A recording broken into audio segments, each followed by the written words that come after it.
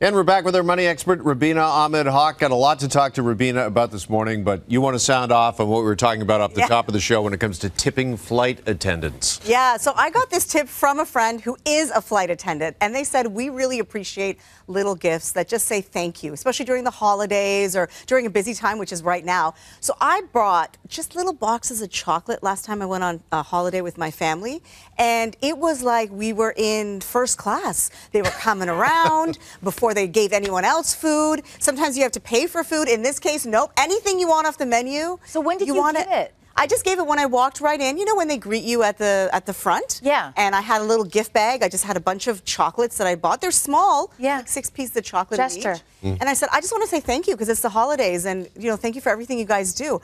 Oh my God, what is your seat number? And then I always laugh because my brother was with me. I'm like, you didn't do anything, and you're reaping all the benefits. Right. Yeah. No wonder I can't get a drink on the flight. Yeah. Rubina's bribed everybody.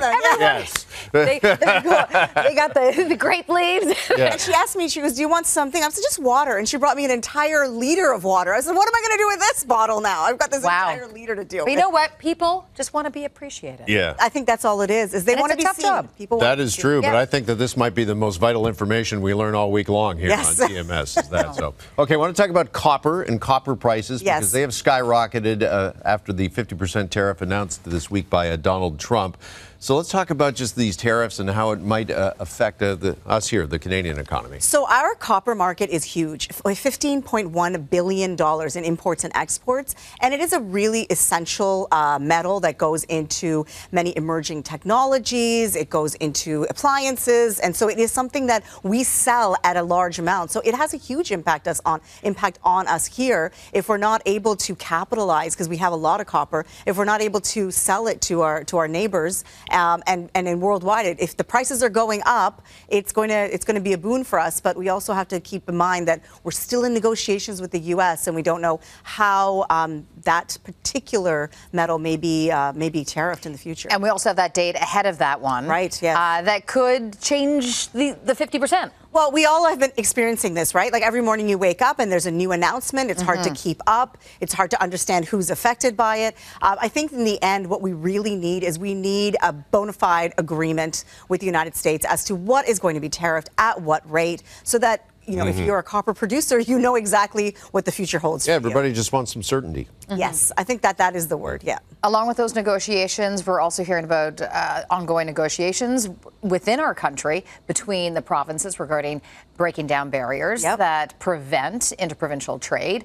What is your take on all of this? So there's so many different layers to this. So it all started when they took away the exceptions that were in the Canadian Free Trade Agreement, which was made back in 2017. So this agreement was made in order to make it easier for the provinces to trade, and it had some stipulations in there of things that provinces couldn't do. Those exceptions now taken away. They met on July 8th, and for example, Ontario and Alberta have made a new agreement as to labor movement and other products that can be traded freely between the two provinces. Ontario's also made one with Manitoba previously. But now there is some criticism. This number that's been reported pretty widely, and I've also talked about it, $250 billion of an opportunity that we are losing out on. The Canadian Centre for Policy Alternatives saying, maybe, there is an opportunity there, but not a $250 million opportunity. And what they're saying is that the Canadian Free Trade Agreement has been here since 2017. We would have already known that it could generate more money. It's not like taking these exceptions away is going to all of a sudden create a new opportunity.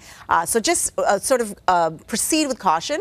But I think that what we are now seeing is just more collaboration between the provinces, the territories, and we're going to see more products on our shelves from all over Canada because there is this Buy Canada movement that is huge.